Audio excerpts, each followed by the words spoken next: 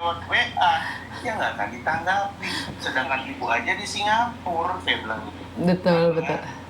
Saya pun juga sudah banyak membantu para TKW yang sudah kena tipu nih, Miss. Oke, siap. Ini bagus ini, seneng saya. Dimana memang sebenarnya kita ini kan kelompok kecil-kecil nih, kita harus bersatu. Jadi kalau kita nggak bersatu, kita akan kalah dengan penipu karena kita bergerak sendiri nih.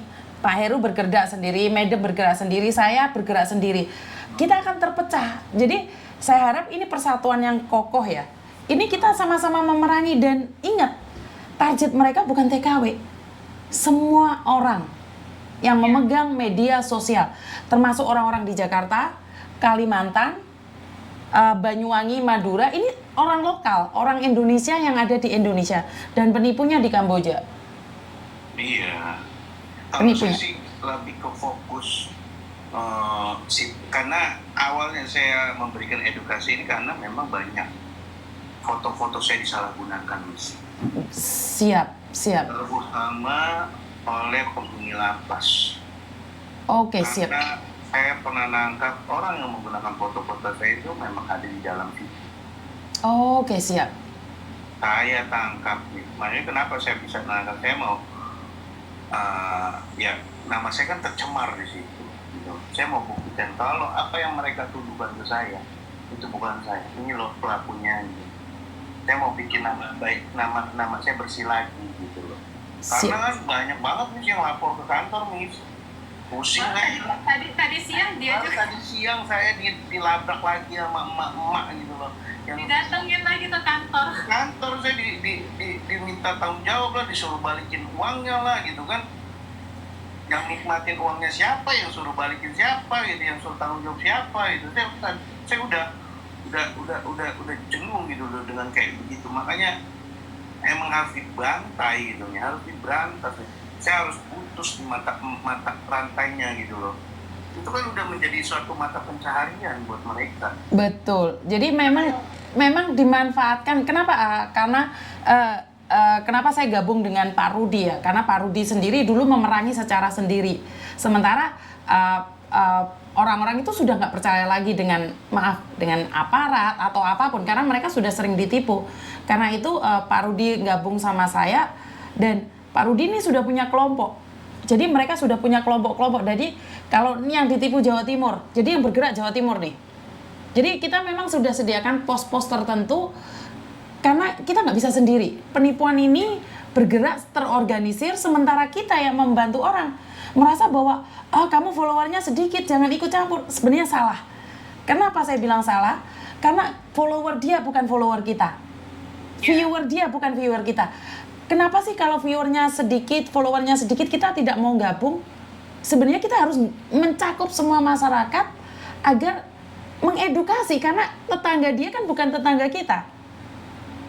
Saya lebih senang nih, saya sangat appreciate sekali ya dengan Madam, dengan Pak Heru ya, yang fotonya maaf, saya sempat salah sangka dengan Pak Heru. Kenapa saya bilang saya pernah nge-add Pak Heru tapi ditolak, berarti penipunya yang nolak saya. Iya tahu lah. Nanti saya kasih di akun yang besar saya ya, Miss. Siap. Akunnya Pak Heru yang besar itu ke-ban itu sampai hari apa deh? Jadi saya kalau live lumayan banyak, Miss. Siap. Banyak. Ya lumayan banyak. Saya emang dari dulu juga sempat nyari-nyari Miss Yuni, ini mana nih akunnya yang benar, yang mana? Soalnya akun Miss Yuni juga pakai foto-foto Miss Yuni juga banyak gitu loh. Iya, saya juga sudah ke-ban 5 kali. Miss Yuni 5, saya 8, Miss. Iya, saya bisa menyelamatkan tuh 1, saya kasihkan Pak Beni. Itu masih selamat ya, Pak Beni Ramdhani dari BP2MI. Itu selamat 1 itu aja. Selain itu saya kena ban terus. Saya kehilangan media sosial saya, TikTok itu followernya sudah besar, hilang. Follower sudah besar, hilang semua. Saya juga kadang gini. Pak Heru belum bisa on cam ya guys, karena ini akunnya akun kecil, akun besarnya ke-ban. Saya kadang sedih gitu loh ya. Saya kadang prihatin juga, khususnya buat para TKW. Kadang saya di live saya juga saya sering nasihati mereka.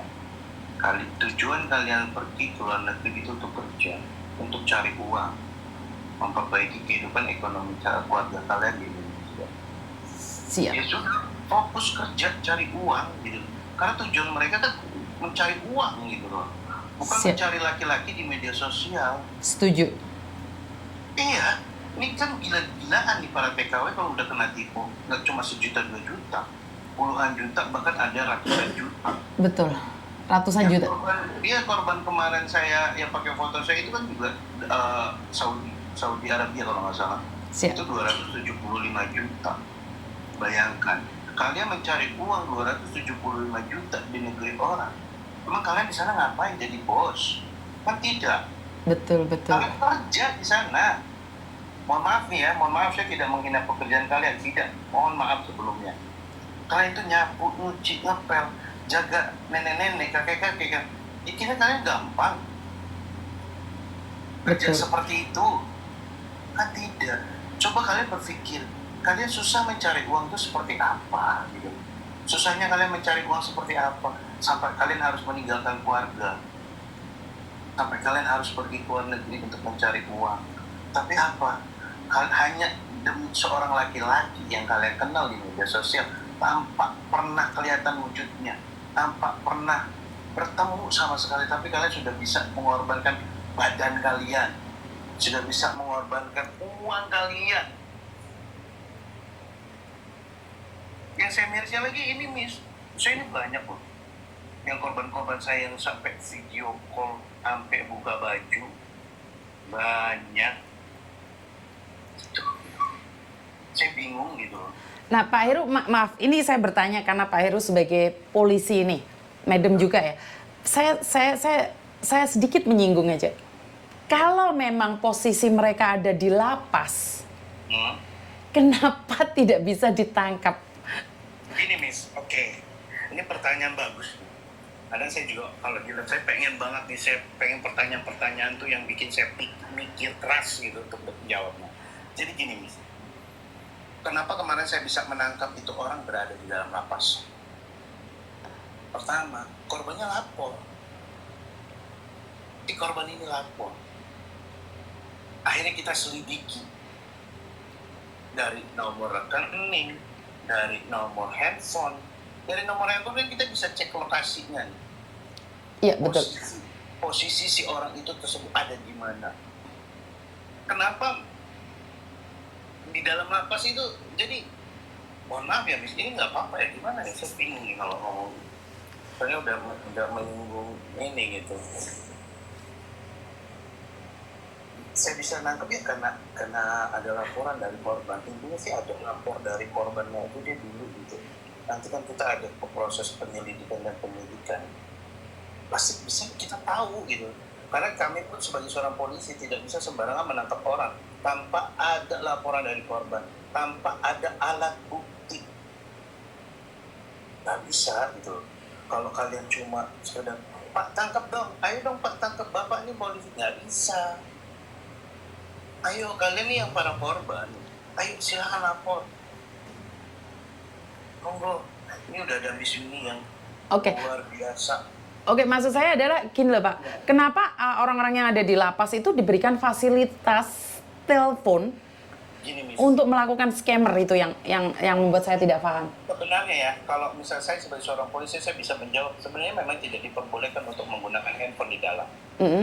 Tapi saya bukan petugas, jadi saya nggak tahu kondisinya di sana seperti apa. Saya pun kaget gitu, pada saat saya menangkap di sana. Oh bisa, ternyata mereka membayar polisi. No, petugas lapas. Membayar petugas lapas. Petugas lapas itu bukan polisi ya?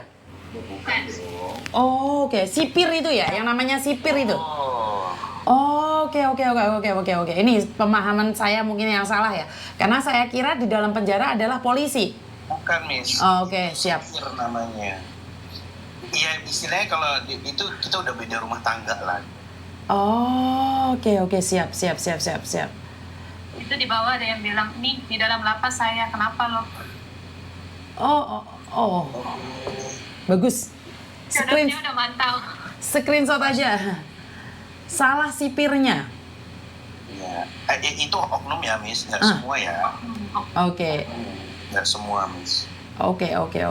Karena gini, mungkin ya yang ada di luar negeri bisa membandingkan karena saya ada beberapa kasus yang ada di luar negeri, kapan sudah masuk di penjara, jangankan telepon, komunikasi dengan orang luar saja tidak bisa. Totalitas, hanya berdasarkan surat.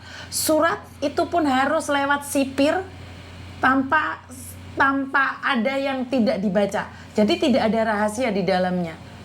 Tapi kenapa di negara kita sipir-sipir ini, oknum ini bisa aman gitu loh. Nah ini kan berarti ada sesuatu yang nggak bener. Dan apakah benar targetnya itu adalah orang kita sendiri? Ya masa iya orang di penjara bisa menipu orang lain dengan kebodohan? Saya sekali lagi, saya akui kebodohan perempuan ya. Karena itu saya lebih memilih untuk mengedukasi, karena saya sebenarnya, izin ya Pak Heru, ada salah satu jenderal berbintang ya, saya coba berbicara dan mereka bilang tidak bisa melakukan apapun. Dan mereka bilang lebih baik saya memberikan edukasi. Kecewa itu pasti ya, karena bukan itu yang saya harapkan dari Pak Jenderal. Tapi Pak Jenderal lebih memilih mengatakan ke saya, Miss Yuni lebih baik mengedukasi saja karena ini ranahnya sudah jauh. Jadi saya lebih memilih untuk memutuskan hubungan dengan Pak Jenderal karena saya merasa tersakiti. Bukan saya mendapatkan ide seperti apa dan bagaimana, saya hanya disuruh untuk mengedukasi. Karena itu saya mati-matian mengedukasi. Walaupun dampaknya ke saya, pembulian itu ada ke saya, mental saya dijatuhkan, saya nggak takut. Karena saya bisa bilang hari ini saya tuh punya nyawa kedua. Hari ini tuh saya punya nyawa kedua dan saya pernah divonis sakit kanker dan nyawa saya cuma 3 bulan. Dan hari ini saya masih hidup. Jadi kenapa saya melakukan ini? Bukan karena saya ingin dipuji, bukan saya ingin mendapatkan viewer ataupun mendapatkan uang, bukan. Karena jika suatu saat saya dipanggil kapanpun, saya dalam keadaan baik-baik saja. Jadi kenapa saya selalu memaksakan diri untuk mengedukasi teman-teman? Kenapa saya dengan dibilang saya arogan, saya dibilang berani, saya tidak takut dengan apapun. Karena memang nyawa saya sudah dekat. Kalau nggak siang, malam. Jadi saya merasa bahwa kalau saya bisa melakukan, kalau saya bisa membantu satu perempuan aja untuk tidak lepas baju, satu perempuan saja tidak tertipu oleh laki-laki, saya merasa saya sudah bangga. Saya tidak muluk-muluk ingin mencerdaskan bangsa, terlalu tinggi buat saya. Saya hanya minta satu perempuan hari ini lolos dari penipuan. Itu sudah cukup bagi saya. Sama tujuan saya pun itu, Miss. Saya memberikan edukasi setiap hari agar mereka pintar. Siap.